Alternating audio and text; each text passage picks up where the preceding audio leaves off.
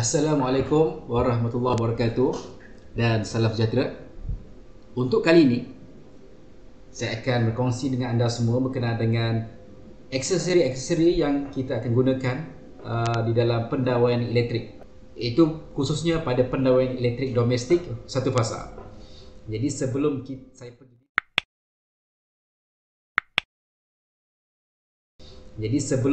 saya pergi detail berkenaan dengan sistem pendawaian elektrik, anda perlu tahu, saya akan memperkenalkan berkenaan dengan beberapa aksesori-aksesori ini. Okey, jadi harap semua dapat fokus. Okey, tajuk hari ini adalah aksesori-aksesori dalam pendawaian elektrik. Okey, nota ini adalah nota selaras yang digunakan bagi kursus kita pada semester ini. Antara aksesori-aksesori yang kita akan sentiasa guna pakai dan anda sentiasa akan temui di dalam kita menjalankan kerja-kerja pendawai elektrik. Okay, kita ada beberapa aksesori ini yang anda perlu tahu dan anda perlu tahu setiap fungsinya. Jadi antaranya adalah yang pertama, kita ada penghubung neutral ataupun saya neutraling. Itu penghubung neutral ni apa fungsinya? Iaitu berfungsi sebagai pelindungan arus berlebihan dan menghadkan arus pengguna. Okay, di sini adalah neutraling ni atau penghubung neutral ni antara salah satu perlindungan kepada litar elektrik kita di rumah. Okay. Dan dia datang bersama dengan yang kedua adalah fuse perkhidmatan. Okay. Fuse perkhidmatan di mana fungsi fuse perkhidmatan juga berfungsi sebagai perlindungan arus lebihan dan menghadkan arus pengguna. Jadi penghubung neutral dan juga fuse perkhidmatan dia datang bersama-sama atau dia akan berada di sebelahan. Jika anda tengok sebelum pada meter kilowatt jam di rumah anda akan jumpa dua komponen ataupun dua aksesori ini, iaitu fuse perkhidmatan dan juga neutraling. Kedua-dua ni adalah fungsinya adalah untuk melindungi litar selepas daripada itu. Yang ketiga, kita ada jangka kilowatt jam ataupun biasa kita sebut meter kilowatt jam. Dan sekarang meter kilowatt jam boleh dikatakan majoritinya adalah dalam bentuk digital. Dalam bentuk digital, dan yang terkini TNB dah perkenalkan smart meter di rumah-rumah. Seperti yang telah saya ceritakan sebelum ni, bagi meter digital, dia dalam bentuk nombor-nombor digital dan disertakan juga dengan blinking LED. Blinking LED itu adalah menunjukkan kadar penggunaan. Jika blinking LED itu berkelip dengan laju, maka bermaksud penggunaan tenaga elektrik di rumah adalah tinggi. Jika blinking LED itu perlahan, dia berkelip slow, satu-satu dia berkelip slow, dan bermaksud penggunaan tenaga elektrik di rumah adalah rendah. Jadi fungsi apa meter kilowatt jam ni? Meter kilowatt jam berfungsi sebagai pengukur jumlah tenaga yang digunakan oleh pengguna bagi menetapkan kadar bayaran tarif. Dan jadi blinking LED itu bukan sahaja dibuat. Blinking LED itu akan menggerakkan nombor, menggerakkan nombor menunjukkan berapa penggunaan kita. Bermaksud jika blinking itu laju, maka nombor tu akan naik dengan laju. Dan ini menunjukkan berapa kadar penggunaan kita dalam masa tempoh sebulan. Dalam tempoh sebulan. Dan nombor-nombor ataupun jumlah tenaga yang kita gunakan itu akan dikonvertkan dalam bentuk duit, iaitu ringgit Malaysia, dan daripada situlah bil elektrik di rumah kita terhasil, sama ada penggunaan kita tinggi ataupun rendah. Itu adalah meter kilowatt jam. Seterusnya kita juga ada papan fuse agihan ataupun biasa orang sebut DB iaitu distribution box. Apa fungsi DB ni ataupun papan fuse agihan ni? Papan fuse agihan ialah suatu tempat pengagihan pengalih kabel litar, termasuklah pengalih fasa, neutral dan bumi. Dalam DB ni, dalam distribution box atau papan fuse agihan ni, kita ada beberapa aksesori yang penting. Antaranya kita ada main switch, kita ada RCCB, kita ada MCB. Selain itu kita juga ada neutral bar untuk neutral, kita ada juga bar untuk pembumian, kabel pembumian.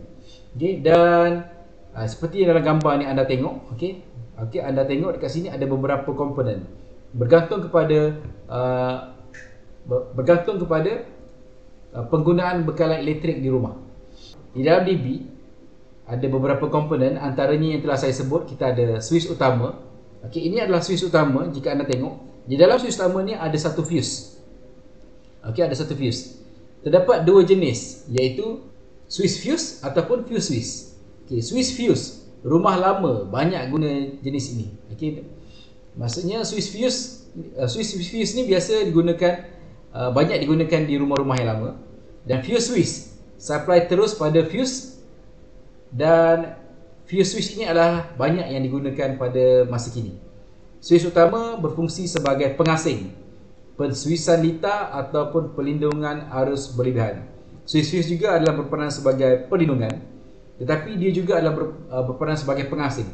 Pengasing bermaksud dekat sini, dia adalah pemutus utama litar, pemutus utama bekalan elektrik di rumah. Maksudnya sekiranya kita nak matikan keseluruhan bekalan elektrik di rumah kita, okey, jadi switch utama adalah antara switch yang kita perlu matikan.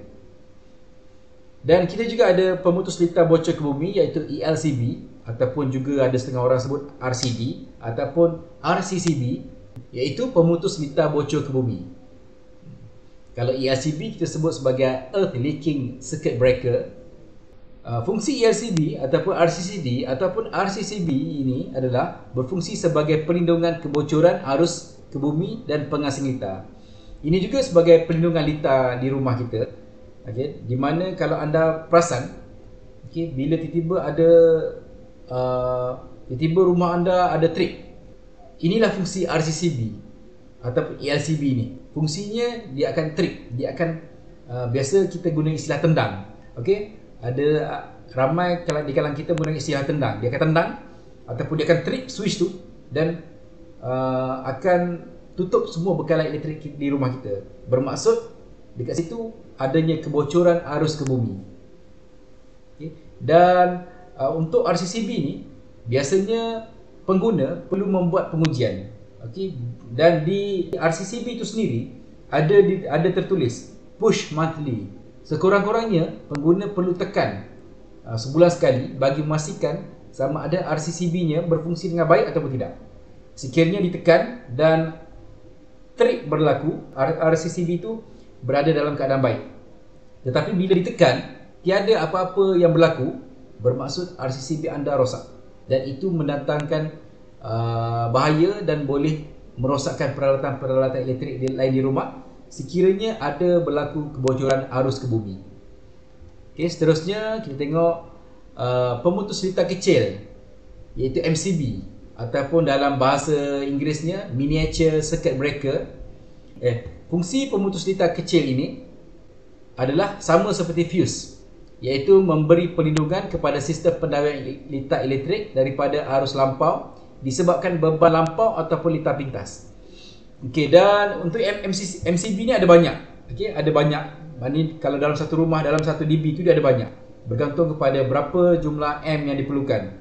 Ada yang label dalam 6M, ada 20M, ada 32M. Okay, dan ada beberapa M yang lain bergantung kepada jenis litar yang nak digunakan. Okay. Dan sekiranya ada berlakunya lebihan arus ataupun litar pintas, jadi MCB ni akan trip kepada litar-litar yang berhubung melalui MCB tersebut. Okay, dan dia tak akan mengganggu MCB yang lain. Okay. Aksesori yang lain yang biasa kita jumpa adalah switch. Okay, switch adalah peranti mekanikal yang boleh menyambung atau memutuskan litar secara manual atau secara perantaraan. Terdapat 3 jenis switch, iaitu switch sehala, switch dua hala dan juga switch perantaraan. Okay, switch ni biasa kita jumpa. Semua orang pun tahu apa fungsi switch. Switch ni kita bila kita tekan, sama ada dia untuk hidupkan kipas, matikan kipas, ataupun untuk hidupkan kipas siling, matikan kipas siling, ataupun untuk hidupkan lampu dan juga matikan lampu. Ini peranan switch. Dan switch ada beberapa jenis.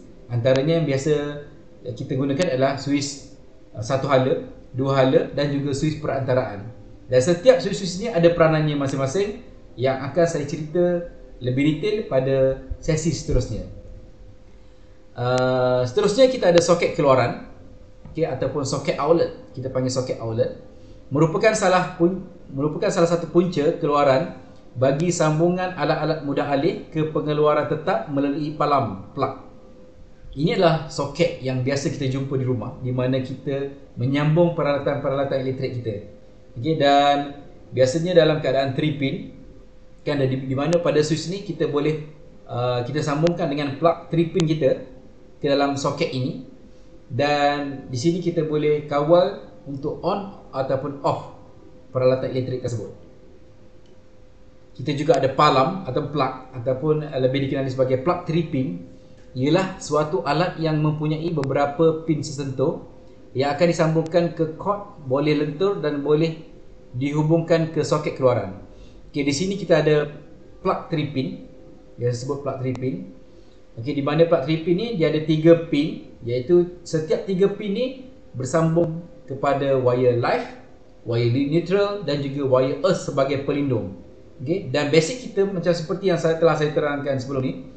Basic pendawai elektrik domestik satu fasa hanya memerlukan dua wire, iaitu wire live dan juga wire neutral, dan earth adalah sebagai pelindung. Jadi 3 pin ni, ada setengah peralatan elektrik hanya menggunakan 2 pin saja, ada setengah peralatan elektrik memerlukan 3 pin. Bermaksud sekiranya menggunakan 3 pin, okey, dia adalah live, neutral dan juga earth, di mana earth adalah pelindung. Okey, dan kita juga ada pemegang lampu. Pemegang lampu adalah satu alat untuk memegang lampu dan memudahkan sambungan lampu ke bekalan. Okey, ini adalah tempat kita sambungkan mentol kita, bulb kita, dan daripada sinilah dia akan menghubungkan lampu tersebut dengan bekalan. Seterusnya, lampu pendaflor Kalimantan ataupun lampu panjang tu merupakan sejenis lampu nyacas gas yang menggunakan arus elektrik untuk mengujakan wap raksa. Okay, tapi sekarang lampu pendaflor pun ada banyak jenis. Kita ada lampu LED dan masih juga ramai menggunakan lampu Kalimantan biasa yang jenis nyacas gas. Okay, dan ini untuk mencerahkan sesuatu.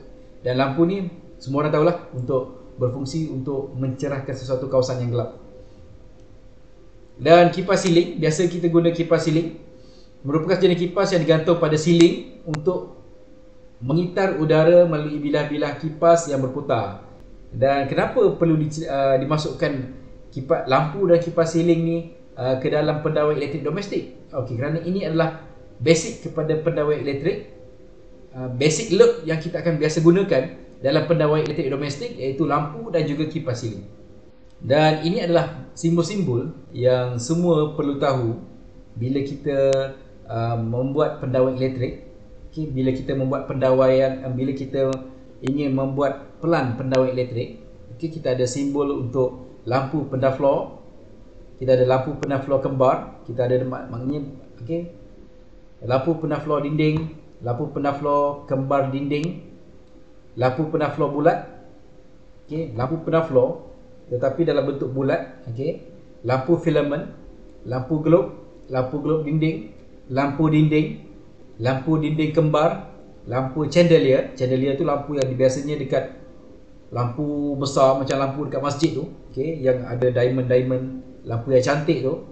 Kita ada lampu sorot, suis 1 hala 5 ampere, suis 2 hala 5 ampere, suis perantaraan 5 ampere, suis tarik 5 ampere, suis pemalak lampu 5 ampere ataupun dimmer, kita panggil dimmer, dan digunakan simbol D pada simbol pemalak lampu ni.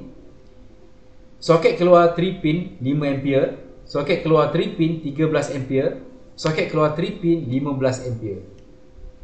Kita juga ada soket talian telefon, soket antena TV, loceng elektrik, papan fuse agihan iaitu DB sendiri, kipas siling, kipas exhaust, kipas dinding, alat atur kipas ataupun remote kipas tu, ataupun regulator kipas tersebut, unit kawalan pemanas, poin pemanas air, unit penyaman udara, unit kawalan pemasak, pemutus litar kenit iaitu MCB, pemutus litar arus baki, fuse, switch fuse, penyambung neutral iaitu neutral link, meter kilowatt jam, bumi, perangkap kilat, peti penyambung. Jadi itu adalah antara beberapa basic simbol yang semua pelajar elektrik perlu tahu dan juga juga saya telah terangkan beberapa aksesori-aksesori yang biasa digunakan dalam pendawaian elektrik domestik satu fasa.